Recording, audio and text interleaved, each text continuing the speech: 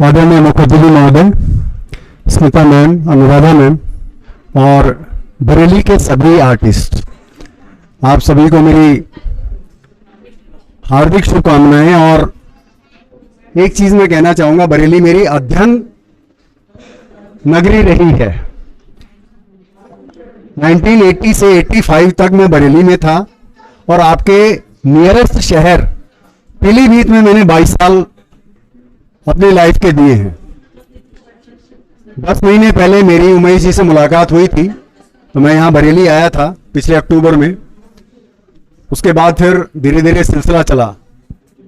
मैंने उमेश जी के सहयोग से दक्षिता आर्ट दिल्ली, जिसका मैं ऑर्गेनाइजर और फाउंडर हूँ, हमने एक छोटे से सहयोग से सिर्फ शुरू की थी और ये किया था कि हम सिर्फ इंटरनेशनल एग्जीबिशंस करेंगे। वो एक छोटा सा प्रयास था। पहले ही प्रयास में हमारे पास 10 से 11 देशों के लोग हमसे जुड़े। कुछ लोगों ने अपनी मजबूरी जाहिर की कि हम पैसा नहीं भेज सकते या हमारी मजबूरी है, हमने कोई बात नहीं, उनको हमने फ्री चांस दिया। और आज दक्षिता आर्ट की दूसरी ब्रांच उमेश जी के सहयोग से मॉरिशस में काम कर रही है।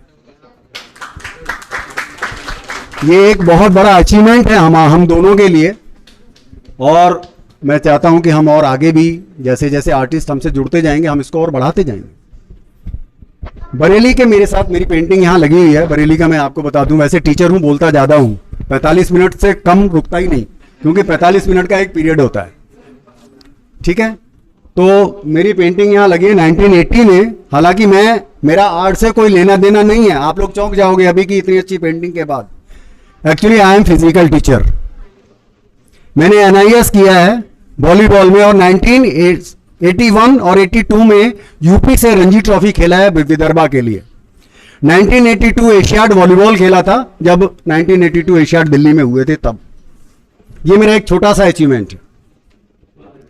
उसके बाद आर्ट एक शौक था। कई बार ऐसा होता था कि अभी भी मैं आपको बता दूं कि मैं IPL की स्कोरिंग करता हूं जब इंडिया में IPL होता है तब। थोड़ा सा टिपिकल काम है, लेकिन एक एक चीज को निकालना मैं दिखा दूंगा आपको एक आध दिन, अगर आप लोग रहेंगे। स्लाइड यहां चला के मैं दिखा दूंगा कि कैसे स्कोरिंग होती है। मैं सारा सिस्टम लेकर आया हुआ। दूसरा, मैं आप लोगों से एक चीज कहना चाहता हूं।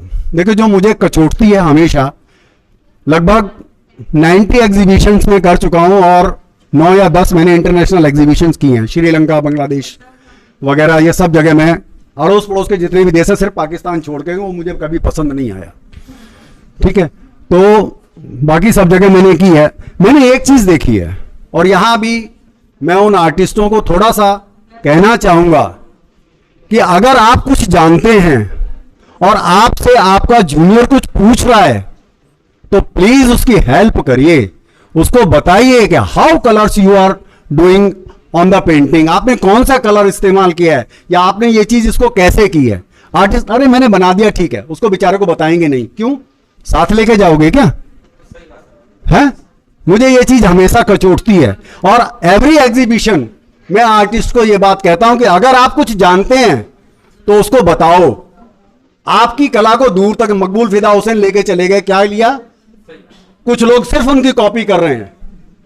अगर वो बता जाते, 10-20 लोगों को तैयार कर जाते, तो शायद आज कोई और भी निकल सकता था इसमें से, लेकिन नहीं किया उन्होंने। मैं आप लोगों से एक रिक्वेस्ट करना चाहता हूं, मेरी हाथ जोड़ के प्रार्थना है कि अगर आप कोई टेक्निक जानते हैं, देखिए आपसे आपका सीनियर पूछ रहा है तो जरूर फक्र से बताइए, लेकिन आपसे आपका जूनियर पूछ रहा है तो उसको अपने बेटे की तरह, अपने बच्चे की तरह समझकर बताइए।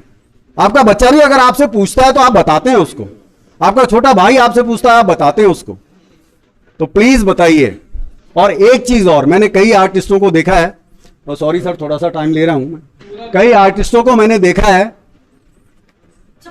कि वो बीच में अच्छा वर्क करते हैं और उस बीच के अंदर वो क्या करते हैं कि बीच में करते करते करते करते 2 साल बाद काम छोड़ देते हैं, 3 साल बाद काम छोड़ते हैं, मेरी पेंटिंग नहीं बिक रही है, छोड़ो मैं नहीं करता। एक चीज कहना चाहूंगा, उसके बाद अपनी बात खत्म करूंगा। 2 चीजें आती हैं हमारी लाइफ में एक हिम्मत हार जाना और दूसरा मायूस हो जाना।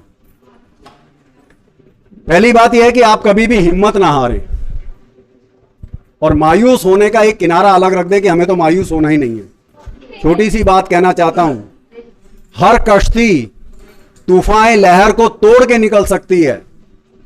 हर कश्ती तूफान लहर को तोड़ के निकल सकती है।